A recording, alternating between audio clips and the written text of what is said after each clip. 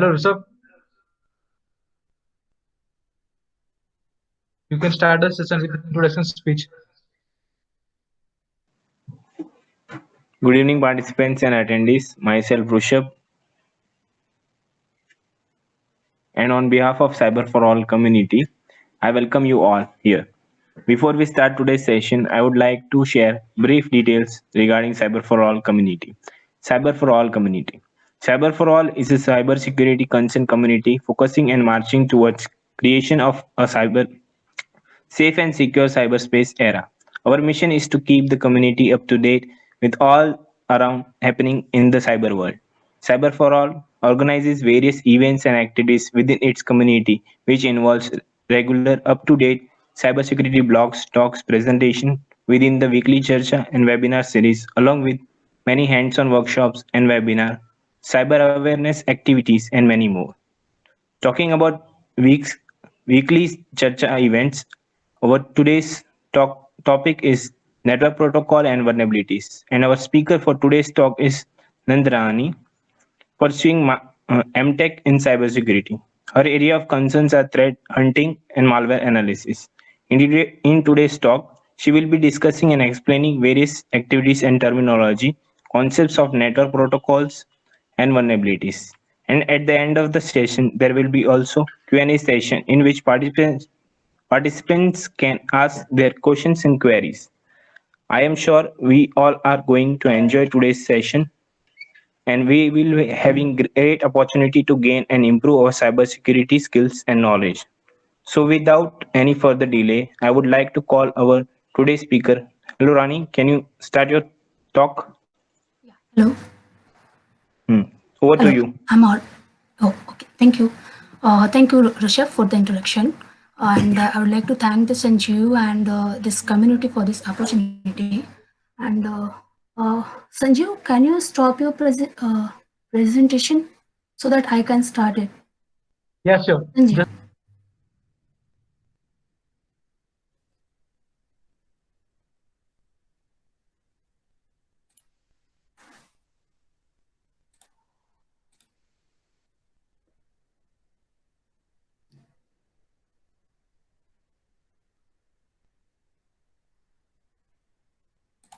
Is my screen visible? Yes, it's visible. Okay. So, hello all, I'm Nanda Rani, and today I'm going to discuss some network protocols and their vulnerabilities and possible attacks which could happen because of those protocols misconfiguration. So, I would like to introduce myself. Recently, I've joined the Cyberfall community, and this is my first presentation into this community. And I'm working as an intern at National Critical Information Infrastructure Protection Center in the parallel of my Master of Technology in Cybersecurity at Defense Institute of Advanced Technology. And I'm working in the domain of malware detection using machine learning, and my interested domain is malware analysis and threat intelligence. And here is a LinkedIn profile where you can connect with me. So the content for this presentation, for the today presentation is I'm going to discuss some protocols, ARP, DNS, FTP, HTTP, Telnet, SSH in the detail. The protocol we are going to discuss now is ARP, Address Resolution Protocol. Any computer which is connected to the network has two addresses, IP addresses and the second is MAC addresses. ARP performs mapping to the IP address to the MAC address, and the protocol operates below the network layer as a part of OSI layer, and it is used when IP is used over the Ethernet. When performing mapping between the IP address and an Ethernet address, a table usually called ARP cache is used to maintain a correlation between each MAC addresses and its corresponding addresses on the individual host. And it is used to maintain, it is used to maintain the correlation between each MAC addresses and its corresponding IP addresses. An ARP packet contains the centers and targets IP addresses and the MAC addresses. The ARP is it is a well-known protocol designed with so many securities, which is limited to the sniffing and spoofing. It is actually limited to the sniffing and spoofing. The main reason what the vulnerability is, and generally it is a stateless protocol, means it used to send the ARP reply packet without any ARP request even. So this makes it possible for the attackers to send the forced IRP reply packets continuously to the victims, where the MAC address is forced to correspond to the one of the attacker's machine. Since it is a stateless protocol, hence it is vulnerable to ARP spoofing, which is a method of exploiting the interaction of IP and Ethernet protocol. It involves making fake ARP requests and reply packets. It is only applicable to Ethernet network running IPs. When performing mapping between IP addresses and MAC addresses, both the addresses stored in the ARP cache for the future packets. To minimize network traffic, ARP table updates their cache to the IP to MAC mapping whenever an ARP request or reply is received. If the given IP has altered, then the new value will overwrite the old one in cache, updating the host's ARP cache with false information via spoofed ARP replies is known as ARP cache poisoning. If an intruder breaks into one of your machine on the if an intruder breaks into one of your machines, he can use ARP spoofing to compromise the rest of it. Because of this vulnerability in ARP, attacker can spoof into the ARP request reply procedure. ARP spoofing can take place on the source, destination, or any network traffic passes between.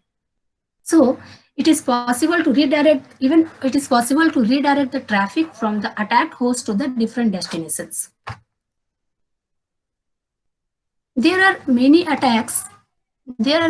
ways to attacker can gain access or exploit your system. It is not important how attacker gain access into the system. Once the intruder breaks into your system, he can use it according to his way.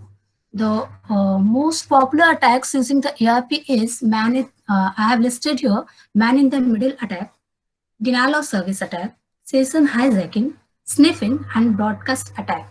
We are going to discuss all these attacks in detail. So I would like to start with the MITM. It is a very common type of attack in which the attacker inserts his computer between the communication path of two target computers by sniffs packets from network, modified them, or forward them to the destination. The malicious computer will forward frames between the computer. So communications are not interrupted, but all will forward frames between but all the traffics will goes to the attacking computer rather than the targeting or victim computer. In this attack, the attacker uses a program that appears to be server to the client and appears to be client to the server. Few programs available for the MIM attack are Zagonet, T-Shirt, and Hunt. I have given the link for the Hunt. You can refer it. So next attack is denial of service attack. It is a flood of packets that consume network resources and cause deadlock. Through DOS attack, attackers make the system unusual and prevent services from using for legitimate users by overloading, damaging, or destroying resources so that the services cannot be used. DOS attack can be performed with an attacker altering the host ARP cache with non-existent entries MAC addresses. This causes frames to be dropped because the limited size of ARP cache. In the DOS attack, attackers attack the server by sending an abnormally high volume of requests over the network, which essentially can prevent valid networks, slow down the performance of the server, disrupt connection between two or more machines, disrupts services and make machines and services unavailable for the legitimate users. Most of the operating systems or routers and network components that have to process packet at some level are vulnerable to DOS attack. Next attack is an hijacking. It is a process by which attacker sees or it is a process by which an attacker listens an active TCP connections between two other hosts and then insert forced packets and takes control over the connection. This method is similar to MIM attack. In this attack, attacker makes the victim believes that he or she connected to a trusted host system, but in reality, the victim communicates with the attacker. The attacker uses programs like Hunt that appears to be a server to the client and appears to be client to the server. For example, an attacker waits for the user to make a remote connection to the server via telnet. Then he uses spoofing technique to make fake information to the computer. By doing this, it takes controls over the connection that is already established. Next attack is sniffing. It is a process of monitoring all information or reading the packets that are being transmitted on the network. An attacker can sniff the network traffic and can also passively intercept network traffic. Then, through packet analysis, he might be able to determine login IDs, passwords, and collect other sensitive data. There are so many tools available for the sniffing like Hunt, Sniffit, Ettercat, Snort, and Dsniff. These techniques used a large amount of ICMP echo request traffic to all known IPs broadcast addresses with a spoof source address to the victim. In this attack, the malicious user generates packets with the source address of the host he wishes to attack and then sends a series of network packets to an organization with lots of computers. Using an address to broadcast the packets to every machine on the network. Now every machine on the network will respond to the packet and send the data to the host, and that was target of the attack. And that host was the target of the attacker. The target will be flooded and then increases the network traffic. Next is broadcast attack. Yeah. No, sorry. Now we are going to discuss some what can be a countermeasure to these attacks. So one solution is a static ARP entries. It has been observed that most of the successful attacks could have been prevented if the user had followed some standard configuration.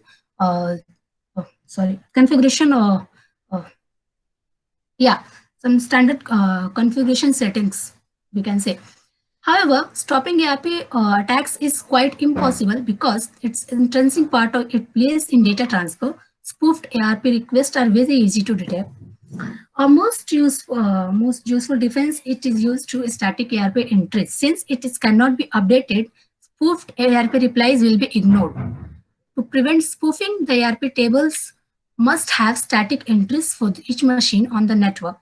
However, if static ARP entries are used to prevent DOS attacks or spoofing, they need to be protected from overwriting.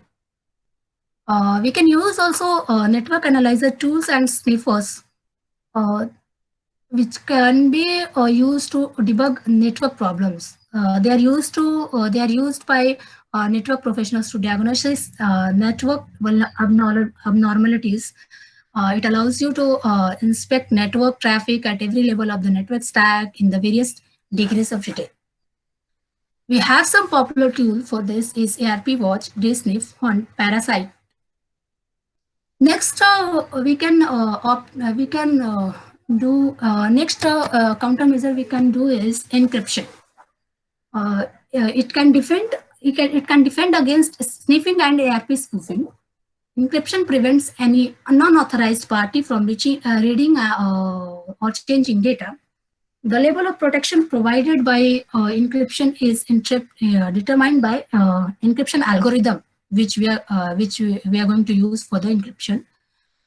In the powerful attacks, the strength is measured by the number of possible keys and key size.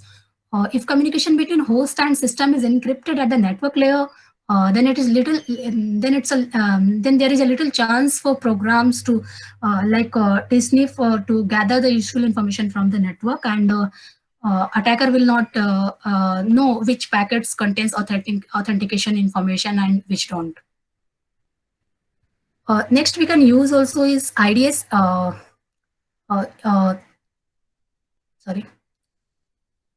Next, we can use IDS. What it does, it identifies the attacker's attempt to attack or break into the network or misuse it. IDS monitor packets passing over the network, monitor system files, monitor log files, or set up deception system that attempts to trap hacker. Port scan and denial of service attacks are an ongoing threat. An intrusion detection system is critical component of the defense-in-depth security solution that can be identify potential threats and allow us to take immediate action to block a attacker or a particular IP address that is being used to launch an assault. So mainly we have two types of intrusion detection system. First one is network-based IDS and second one is host-based IDS. Network-based IDS works on the collects the log files from the networks and it will analyze on the network level. And host-based IDS will work for the specific host and it collects the log files and system files from respect to the individual systems. The next protocol we are going to discuss is DNS, which stands for Domain Name System. It is a hierarchical and decentralized naming system for the computers, services, or other resources connected to the internet. It associates various information with domain name assigned to each of the participating entities. In simple, we can say DNS is it is used to convert a name into the IP address, the domain name, the website address, which is used to convert the corresponding IP addresses, like shown in the this picture.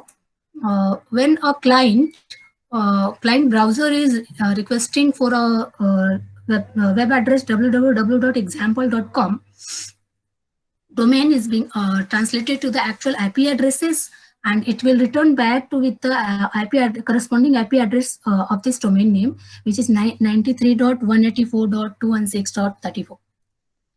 DNS server usually referred as a name server are device or programs that provides DNS resolution. DNS clients, which are built into most desktop or mobile operating system, interact with DNS server in order to translate names to IP addresses. There are generally two types of servers. First one is authoritative server, and second one is recursive name server. The authoritative name server is the name server that is in the charge of the domain, the last chain of the domain, that hierarchy, last chain of that hierarchy, and everything that isn't and that is not a authoritative server is the we can say is a recursive one, like routers DNS server, IP's DNS server, and these all are recursive name servers.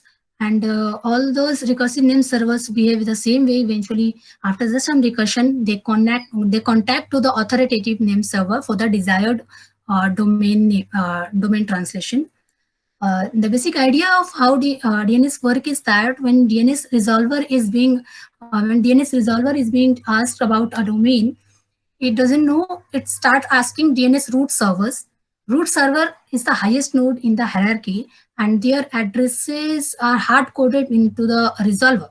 Here, you can say in this picture, resolver is a first client is making a request for the DNS, and then this resolver will forwarding that request to the root server.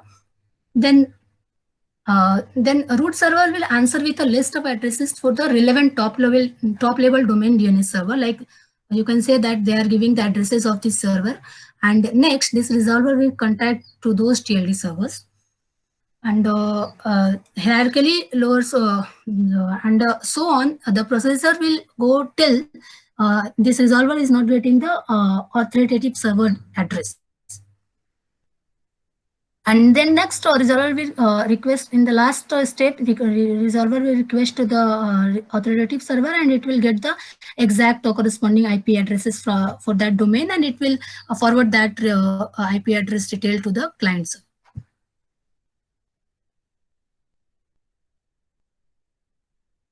Yeah.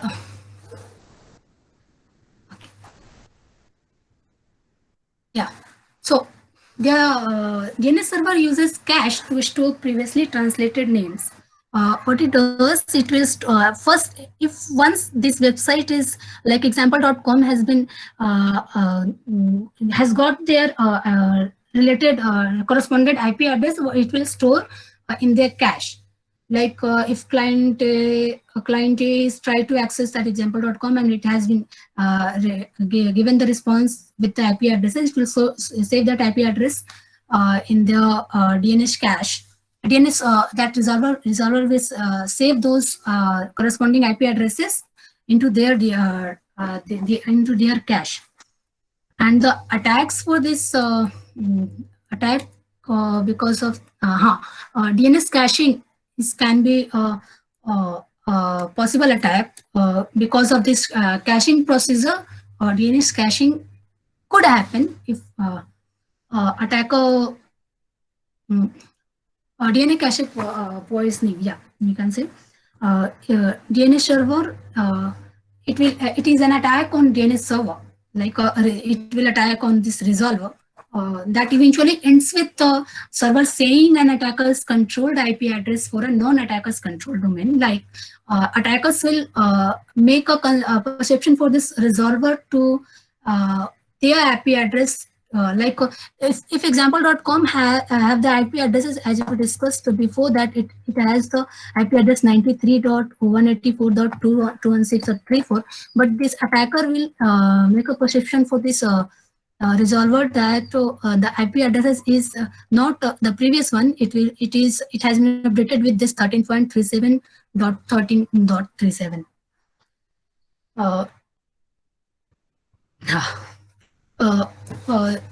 From the an attacker manages to trick the DNS server into saying saving the for that example.com IP addresses as this IP address, which is an attacker's IP address, and the attacker controls instead of the actual real IP address. From these points onward, until the cache IP address is timed out, that this DNS client that tries to go to the DNS, if the DNS client will try to go to the example.com, they will be redirected to the attacker's IP address, like attacker's website.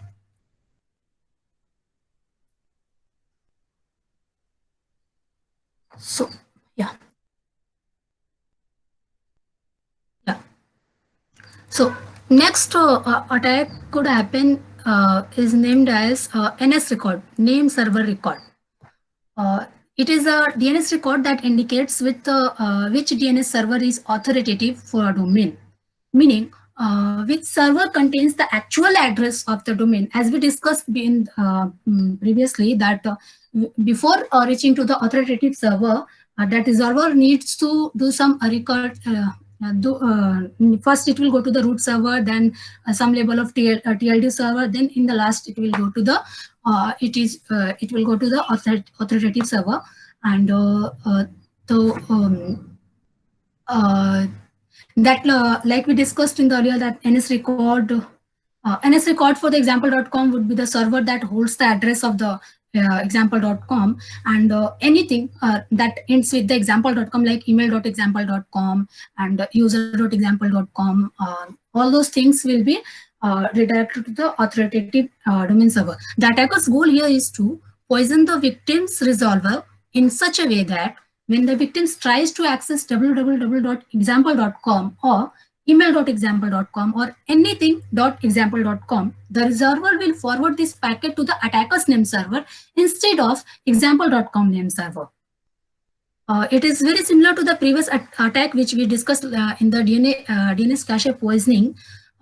Instead of poisoning the cache of the resolver with an record, attackers will attempt a poison to the cache with the NS record. Like a resolver will have a possession that an attacker would first configure the name server for the domain they want to poison. There is nothing.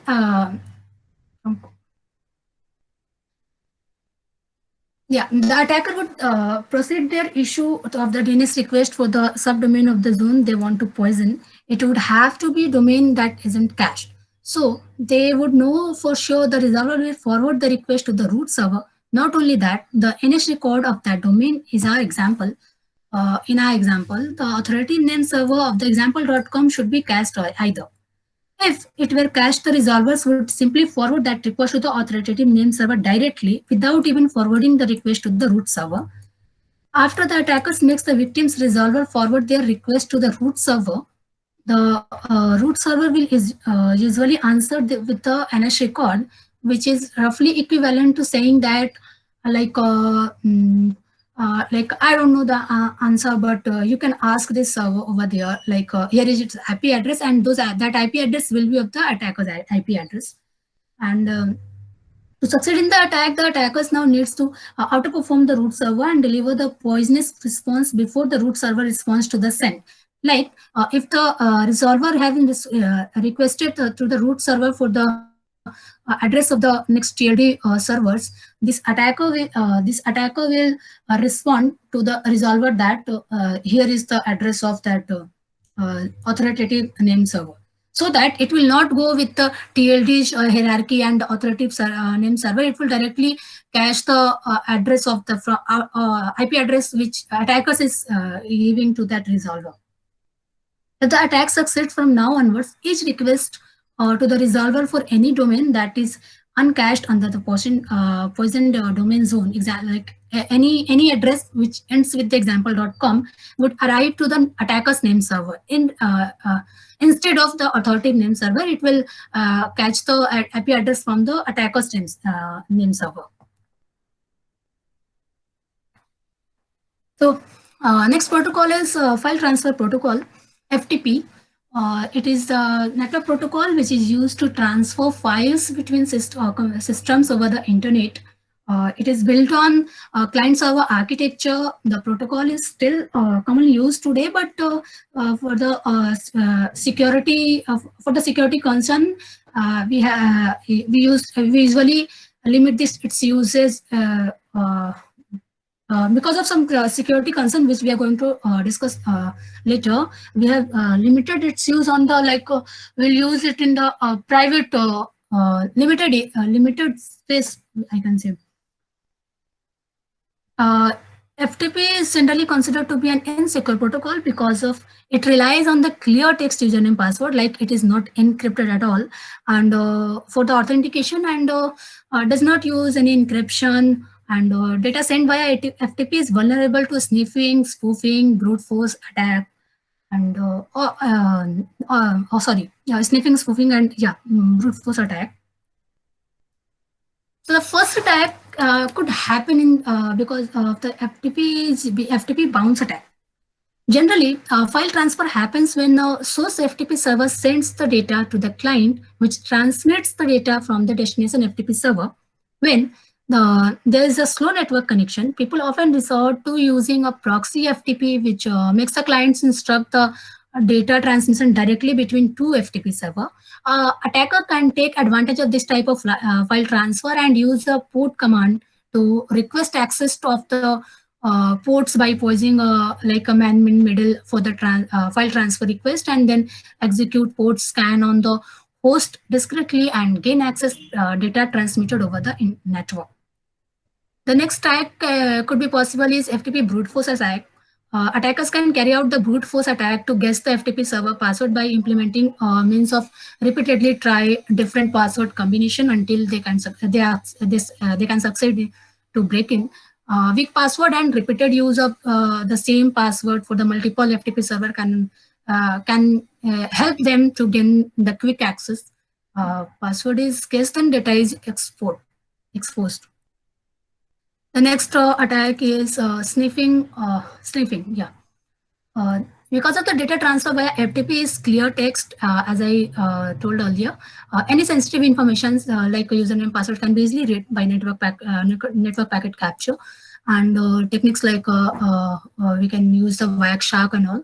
And packet sniffer is just like a it's a piece of like a software which can capture the transmitted data packets and decode the packet's raw data, exposing data contained in the various fields of packet. So next attack is spoof attack. When we restrict the access of FTP server based on the network address, it is usually it is possible that criminal can use an external computer and assume the host address of the computer on the enterprise network and download the files during data transfer. Next attack is port stealing. When operating system assigns a dynamic port number in the particular order or pattern, an attacker easily decodes the pattern and identify the next port number which will be used. And by illegally gain the access to a port number, a legitimate client trying to access the file will be denied, and the attackers can steal files or even insert a force file or malicious file into the data stream, which will be accessed by other legitimate users in the organization. And as we discussed, like there are a lot of devious means of intercepting the FTP based file transfer, and it can change it can the chances of your data chances of our data being exposed is high. Network that adhere to federal compliance norms such as PCI DSS, HEPA, GLBA, etc. And those agencies have institutions that share government data and customers' records are high risk if they just depend on the FTP or file transfer. So what's the optimum solution? If not FTP, not FTP, then what we can use? So we have one solution which is managed MFT, managed file transfer. We can say this is the best option for the file transfer compared to all other sharing methods which we have, like FTP, TFTP, and peer-to-peer file sharing, and cloud. Peer-to-peer file sharing. It facilitates secure file transfer through the internet by providing a high level of data security. This FTP's MFT server software provides secure internal, external, and ad hoc file transfer for both pull-based and the host-based file transfer. Though MFT also uses FTP for the data transfer, this type of the file transfer ensures the data is protected by using FTP, by using secure FTP like FTPS, and with B2B file transfers, especially in the DMZ environment, when the internal IP addresses need to be concealed, MFT servers authentication and data encryption methods helps ensure the security, reliability, and auditable file transfer. MFT is widely used for securely transferring files over the public or private network, and we can perform secure file transfer, and we can monitor the file transfer process in the real time. And when the secure file transfer is concerned, then an organization MFT server is best option that ensures both security and endpoint management simplicity when compared to FTP. So next protocol is HTTP, Hypertext Transfer Protocol. This is the like used to load web pages using the hypertext links. It is an application layer protocol designed for the transform the information between network devices and runs on the top of the layer of the network protocol stack. And typical flow of the over HTTP involves a client machine making a request to a server and which sends the response messages. And HTTP request is the way internet communication platform such as web browser ask for the information they need to load a website. Each HTTP request made across the internet carries with its series of encoded data that carries different types of information like HTTP version type, a URL, and HTTP method. We can see this in these details in the picture.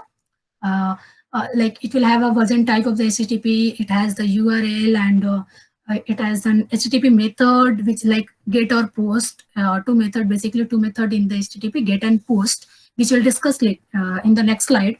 And we'll have the HTTP request header, and we'll also have the optional body.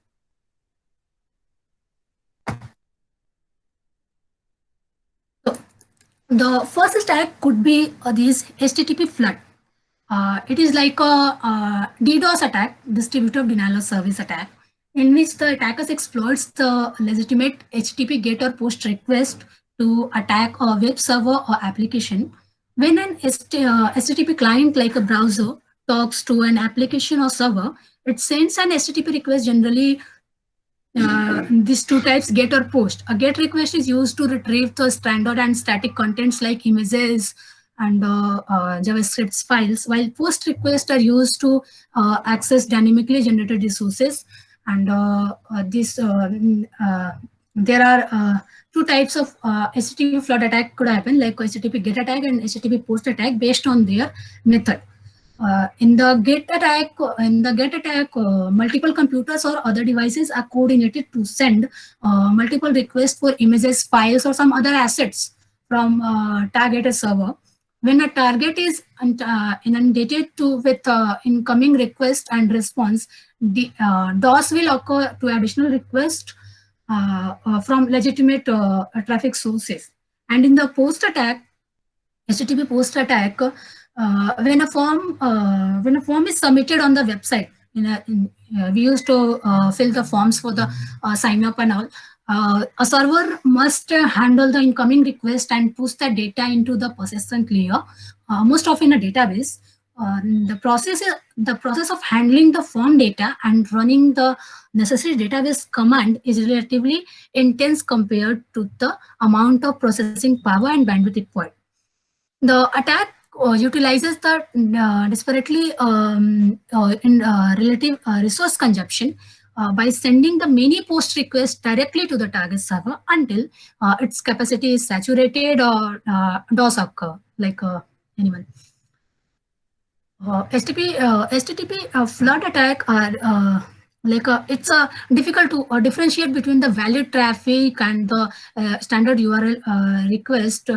Because the valid traffic and invalid traffic, as they uses the standard URL request, this makes them one of the most advanced non-vulnerability security challenge facing servers and applications today.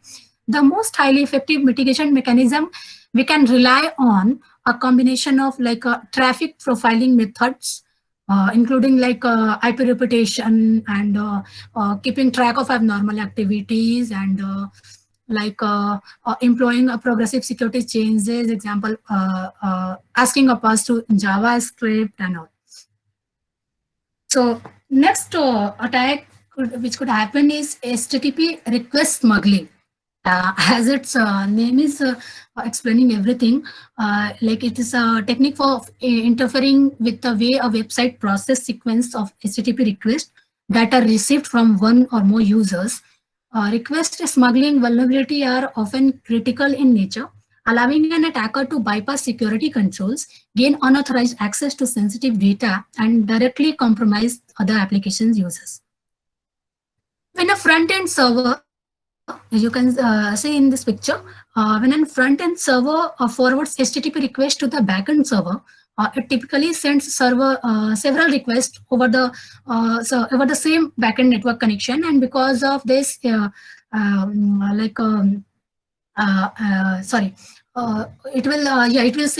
will send several requests over the same backend network connection, and the protocol, this HTTP requests are sent one after another, and the receiving server parses this HTTP request headers to determine where one request ends and next one is begin. In this situation, it is crucial that the front end and back end systems agree about the boundaries between the request. Otherwise, an attacker might be able to send an ambiguous request that gets interpreted differently by the front end and back end system. Here, the attacker caused part of their front end request had to be intercepted by the back end server as the start of the next request, and it is effectively prepended to the next request, or so can interfere with the way the application process that request. This is the request smuggling, and it can have devastating results. So, most of the HTTP, one thing I missed there.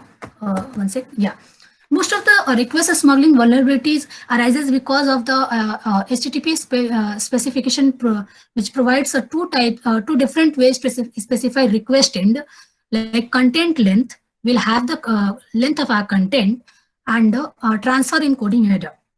The content length header is straightforward. It specifies the length of the message body in the bytes, and the transfer encoding header can be used to specify that message body uses chunked coding.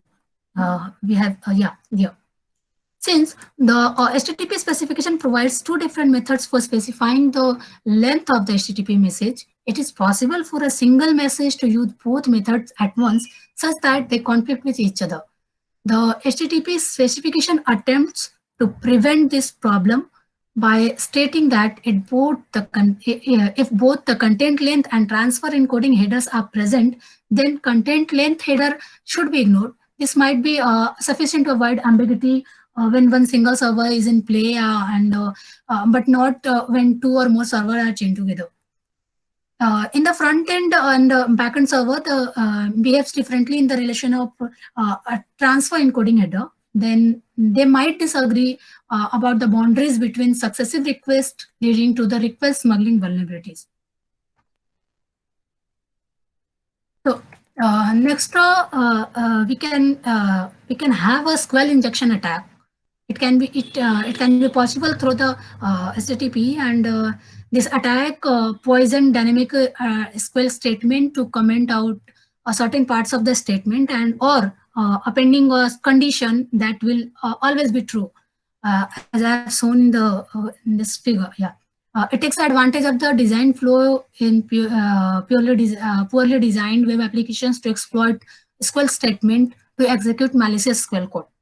Attackers can use SQL injection to find the credential of the other users in the database. They can then impersonate these users.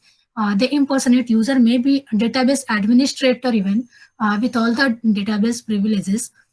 An attacker wishing to execute SQL injection manipulates the standard SQL query to exploit non-validated input vulnerability in database.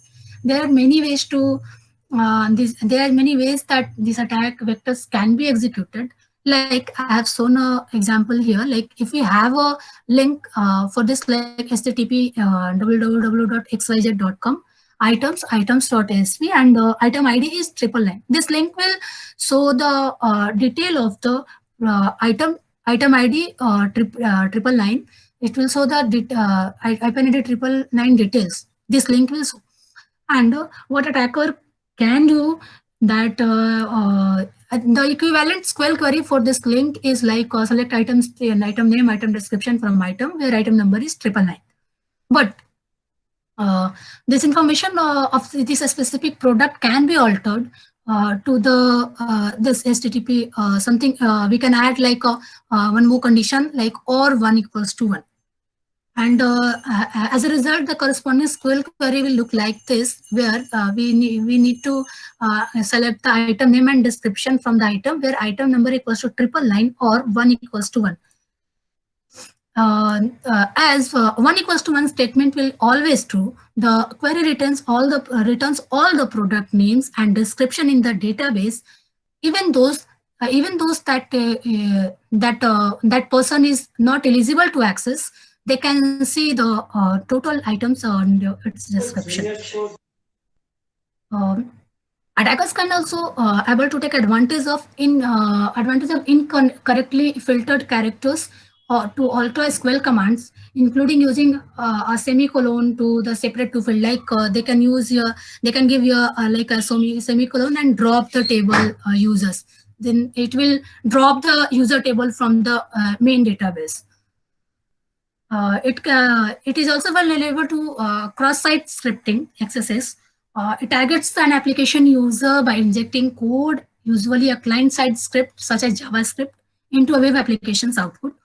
The concept of XSS is manipulated client-side scripts of the web application to execute in the manner desired by the attacker. XSS allows attackers to execute scripts in the victim's browser, which can be hijacked user session, deface websites, or redirected to the users to the malicious sites, which is the example of, I think, reflected XSS. Yeah. By exploiting XSS vulnerability, attacker can perform malicious actions like I explained, hijack. It can hijack an account. It can spread wave worms. It can access the browser histories and clipboard contents. It can even control the browser remotely, or they can also scan or exploit internet applications. To carry out cross-site scripting attack, an attacker injects a malicious script into the user's provided input, as I discussed earlier. And attackers can also carry out an attack by modifying a request. If a web app is vulnerable to XSS attack, the user supplied input executes as code. For example, like I have shown here that here they have added this one, like where script allowed XSS script. Then by running this URL, you will get an alert pop-up written XSS on that. So there are many ways to trigger. This is the basic one. This is the very basic of this cross-site scripting, which I have just shown here. And there are many ways to trigger this XSS attack. Like the execution could be triggered automatically when the page loads, or when a user hovers over some specific elements of that page. Potentially consequences of the cross-site scripting attacks includes like capturing of keystrokes of the user, redirecting a user to a malicious website, or running web browser-based exploits, or obtaining the cookies information. In some cases, XSS attacks leads to complete compromise of the victim's account. Attackers can trick users into entering credential or fake form, which provides all the information to the attacker. The next attack could happen is cross-site request forgery, CSRF. It is attack where user is tricked into performing an action she did not intended to do. As I just discussed, a third-party website will send a request to a web application that a user is already authenticated against, and like a bank and their bank, and the attacker can access the functionality via the victim's already authenticated browser. The next protocol we have is Telnet. It is a network protocol used for virtually access a computer and provide a two-way collaborative and text-based communication channel between two machines. It follows user command transmission control protocol, or IP, networking protocol for creating remote sessions. On web, hypertext on web, HTTP and FTP simply enables users to request specific files from the remote computer, while through Telnet, users can log on user can log on as a regular user with the privileges they are granted to a specific application and data on that computer. FTP may also be used. FTP may also be used along with the Telnet.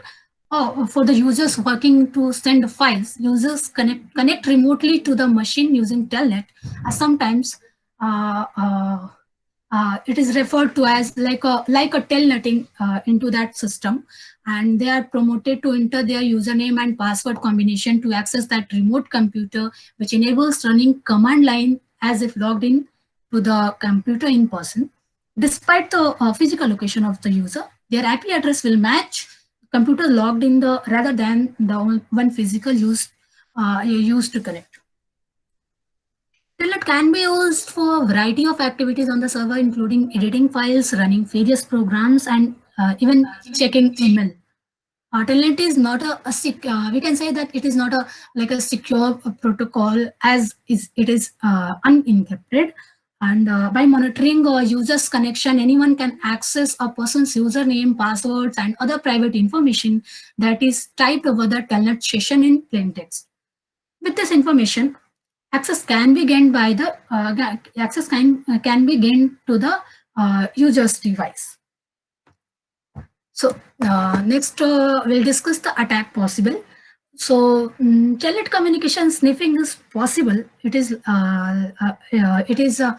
is purely because of the lack of encryption. As I told, it is unencrypted. So every communication from remote device to networking device that we are configuring is seen in a plain text. Of course, that is big security issue, and the situation where we use Telnet, we are making our command vulnerable to frame sniffing. Attacker can easily see what we are configuring on that device, and further he can password that we have used to connect to the device and enter that configuration mode. For this reason, today the Telnet is used only in the closed lab environment, because it is simple to configure. Then we can use SSH secure shell in the place of Telnet, but generally we are using Telnet in some like as it told in the closed lab environment, as it is simpler to configure than SSH. So we'll discuss SSH in the next slides. So in all the environment, generally if we are using in some like any open environment, then we are not recommended to use Telnet. We can go for the SSH there. And next is Telnet brute force attack. This Telnet protocol can be used by an attacker to gain remote access to the network switch or other components. If you configure a login password for the and set the lines required, the password authentication have permission to access the switch. We are still not secure, and the password on the Telnet lines provides only the essential and basic level of security to help to protect the switch from the unauthorized access. However, it is not a secure method for securing access.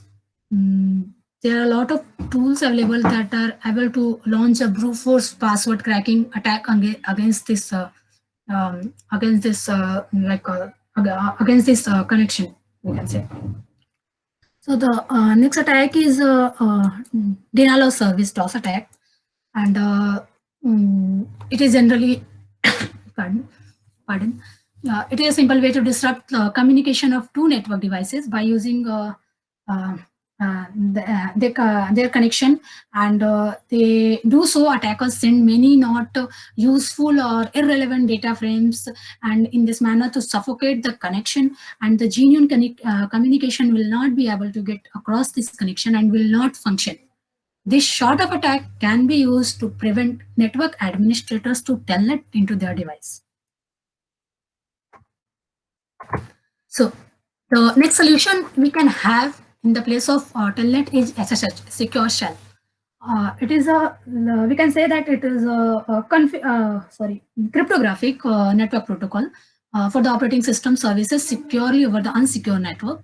And typically the applications include remote command line login and remote command execution, but any network service can be secured with SSH. SSH uses a public key cryptography to authenticate the remote computer and allow it to authenticate the user if necessary. View of SSH handshake between the clients and server I have shown here. The first request will be started from the client. Client initiates the session request, and the server sends the public host key and temporary server key to the client. Then client sends 256 session key generated using those keys, and server will decrypt session key and with its private key and present cipher option for the client. And client will select that cipher method and request encrypted authentication and it will request for the encrypted authentication. So, but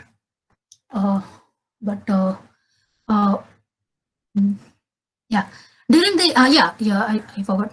During this authentication, during this authentication process, the SSH key which we was talking about here, the key which we about which we are talking about here, and this SSH key often establishes a direct privilege or root access to the variety of systems, effectively turning into like cryptographic assets, we can say, into the privileged credential.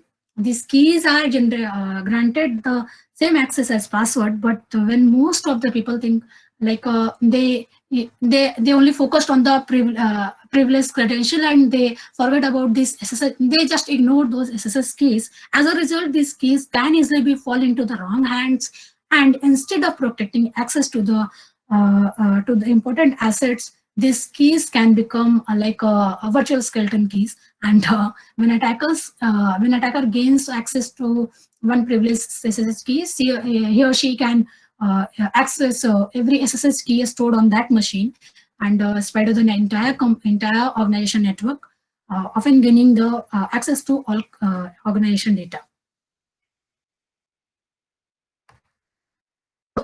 The possible attack, sorry, yeah, I have completed this slide. Yeah, possible attack for this SSH is man-in-middle attack. As I have illustrated in the previous slide, that attackers, I have illustrated in the previous slide about that handshake between server and client. So attacker will take advantage of this his knowledge of the handshake and can pretend to be a fake client to the server and fake server to the client. During such an attack, the attackers hopes that you accept the change in public host key on the putty, and in order to successfully hack the network.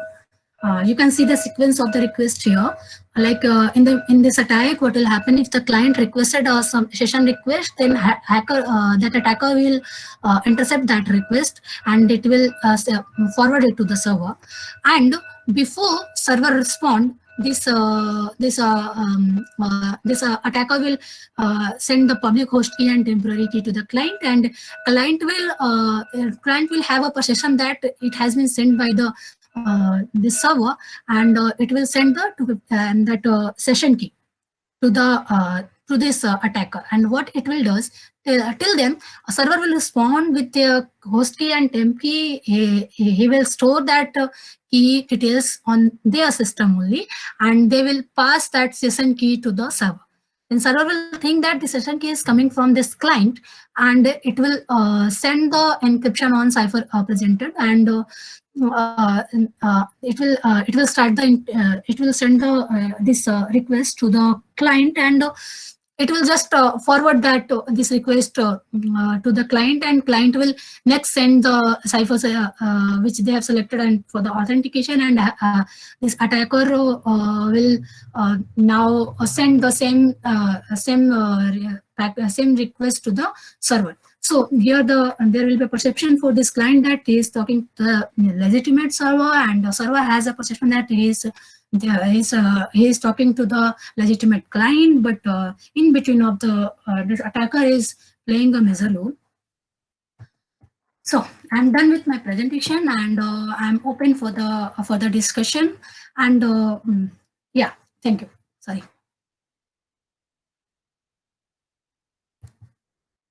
Hello.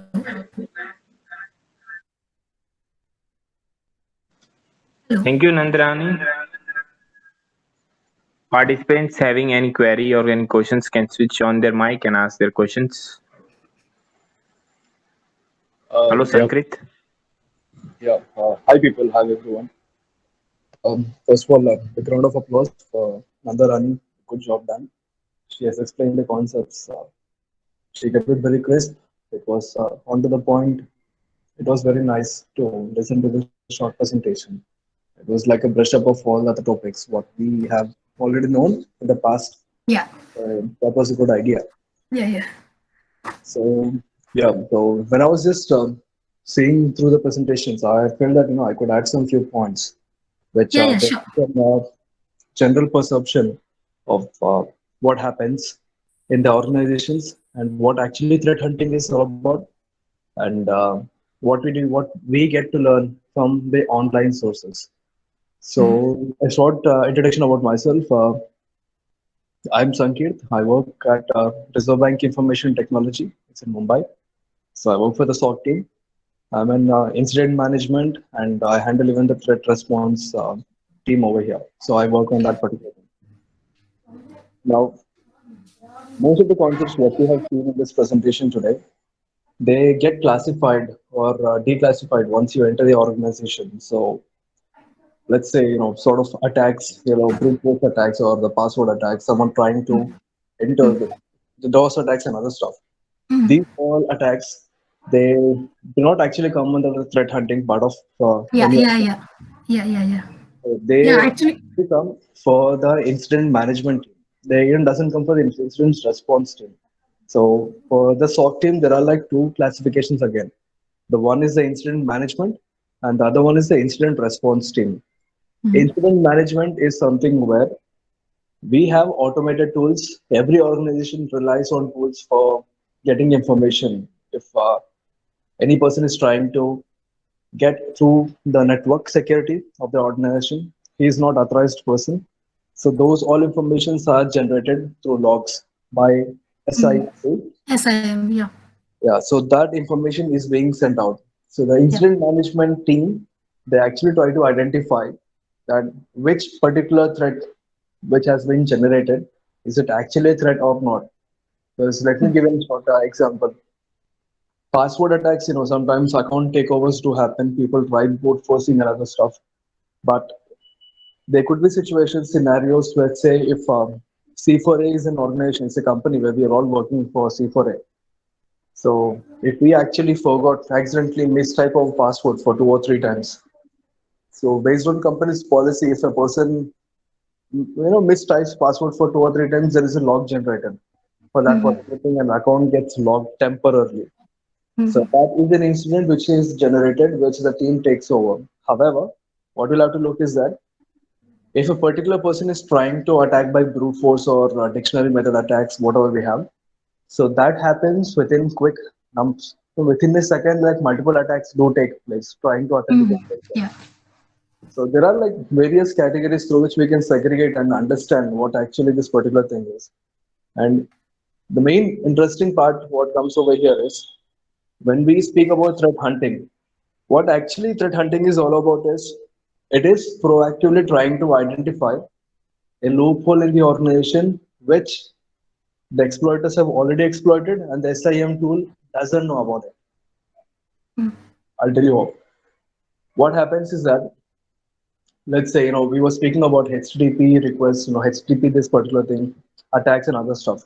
So on the organization point of view, it is very difficult to make certain type of HTTP attacks or something because we have every company uses enough good level of proxy.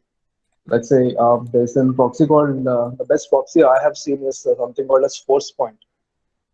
ForcePoint proxy is one of the best proxy. They actually block out every single website which might contain a malicious link in it. So they act very good in that. So getting an attack from HTTP is theoretically it's right, but Yeah. from the organization point of view, it's very rare. And if a particular company gets attacked by that particular thing, if something gets compromised, then the attacker must be really good at the red teaming, and he should be actually awarded for that. Now, what red hunting actually goes on is that we have something called IOA and IOCs. What Yeah, indicator of compromises. indicator of compromise and indicator of attacks. Yeah, yeah. What happens is that there are a lot of signatures and IoT which are generated every day throughout the world by the communities.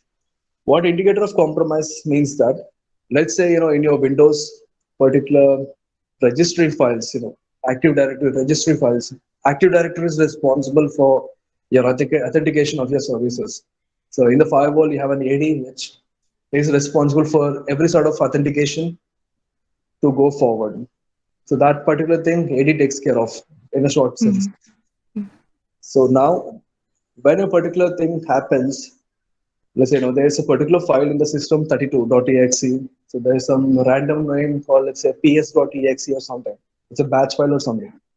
So malware attackers, they come up with in such an ideology that it doesn't actually happen that, by clicking a malicious link.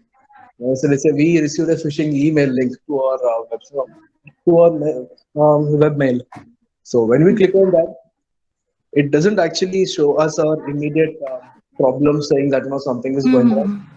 Things do get sorted out even the moment something they click, because they identify that it is a malicious link, because we have a lot of signatures based for that.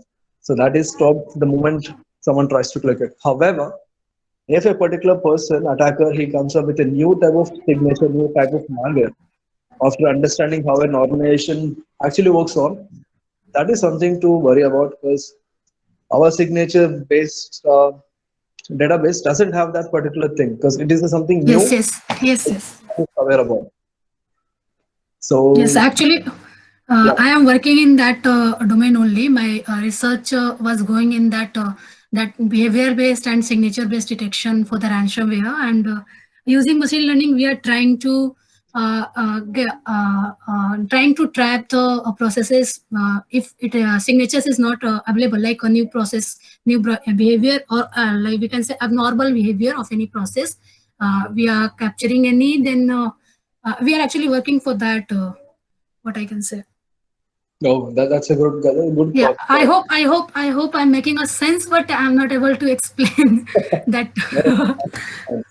I get your Yeah, point. Nandi, do you mean like an creating a means you have created some kind of traps and all, and then once this traps and all triggers, Sorry, hello? sir, please repeat once. Yeah, I'm Parth. Yeah. Means like first Hello. of all, introduction is like I work for Microsoft into the Microsoft Threat Expert team as a Okay. threat researcher. Yes, sir. So, do you mean like can you are create means you guys have some kind of signatures already created signatures for ransomwares and malwares or worms like, and then once this other malwares or comes into the endpoint system, the signatures creating are getting hits, and then you are trying to investigate that endpoint system. That you mean? Since I'm not. Yeah. Yeah, Yeah, actually, this is already present that we will have a database of the signature, and we exactly. can. Yeah. This is actually present. We are using many antivirus is using that one, and we are targeting the abnormal behavior of the process to that end system. Yeah, got We are we are capturing the API calls and registry key operations or file system में जो भी operations में changes हो रही हैं, we are capturing that, and then we are trying to create a machine learning based model. So it will extract those calls, and it will see a pattern that how it is working, and then it can decide that whether there is something bad malicious has been entered or not. Exactly. It is something similar to traps where you are analyzing it, then you are Yeah. creating some kind of signature. Later on, if something similar activity happens into the endpoint system, then you will not get an alert, or you will not work on that kind of pattern again and again like that, right? Yeah. Yes, sir. Yes, sir. Yeah. Okay. Right. Okay, Thank you, sir. Thank you, Path, sir. Yeah. Thank you So to make this like easier. I was unable to yeah, explain the same thing to the Sankit sir, and I got thanks, that's you got why. the point. Yeah. That. Yeah. Okay. Great, Nandi.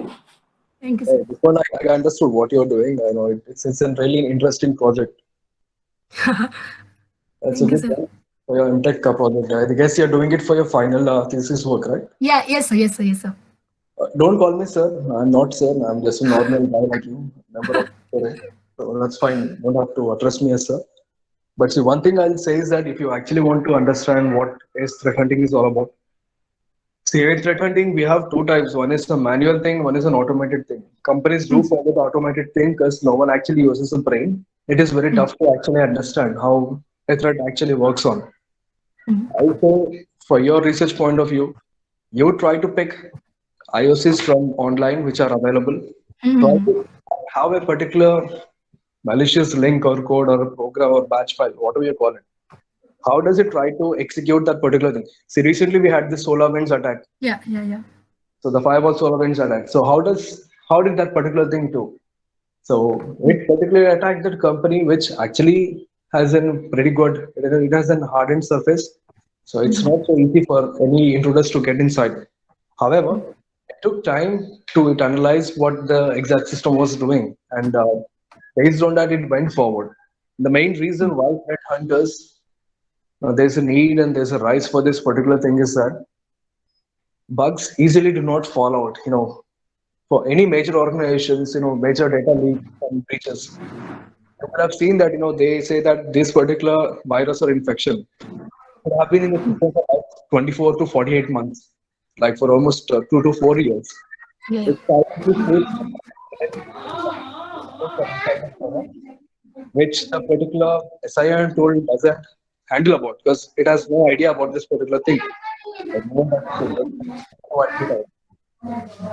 So we So- as a threat hunter, our job is to identify what particular things are going on because like many people they report IOCs, there's the threatfeed.io, there's a website where they provide a lot of IOCs refreshed like every couple of hours, it gets updated. So you'll try reading that particular thing, you'll understand what IOC exactly means and how do you understand how does an IOC look like and what you could do in that particular sense point of time. That's what I do at my organization. So it's a tough process. Sometimes the false positive is something what we generally face upon as a threat hunter. Yes, sir. But one threat would actually make your organization 10 times much better or much safe. So that is the main key concept or the role of a threat hunter in any organization. Basically, that's it. Yes. Thank you, sir. Thank you for the insight, sir. On the whole, very good approach. And Yeah, go forward. and yeah, Sanjeev, we are following the MITRE ATT&CK framework. We have used that some techniques. We have actually observed the process what what a tactics of an attacker is for the ransomware. Especially, we have referenced that MITRE ATT&CK too. Actually, Sanjeev has I think suggested in the chat that to check out for the MITRE ATT&CK framework. Yeah. So, any discussion? Hello. Yeah. Rusek. FireEye.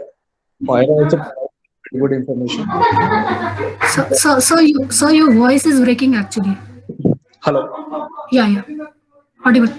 So I'm saying that along with MITRE ATT&CK framework, please try to check even FireEye as well. FireEye does FireEye. so that's a pretty good source. You get to learn a lot of new things from. Yes, sir. Hello everyone. Due to time dilemma, we are switching to next ending this session. So please kindly fill your queries in the feedback form. Thank you, Sanket sir and Parth sir, for giving an insights about the threat hunting and security operations.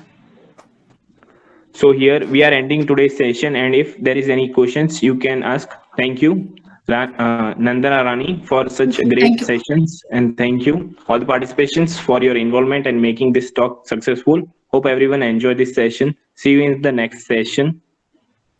Thank you. Rushabh? Yes.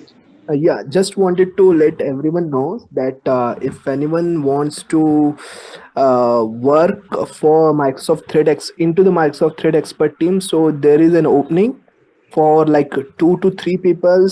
For the location will be Hyderabad, and you will be working for Microsoft team into the Microsoft Threat Expert as a threat hunter. So if anyone is okay with relocation in Hyderabad, so you can ping me and I will refer you guys. So just spread the words kind of. Thank you. We will share with the community, and thank you for the concern to give us the opportunity. Yep. Thank you. We are ending this session. Thank you, everyone.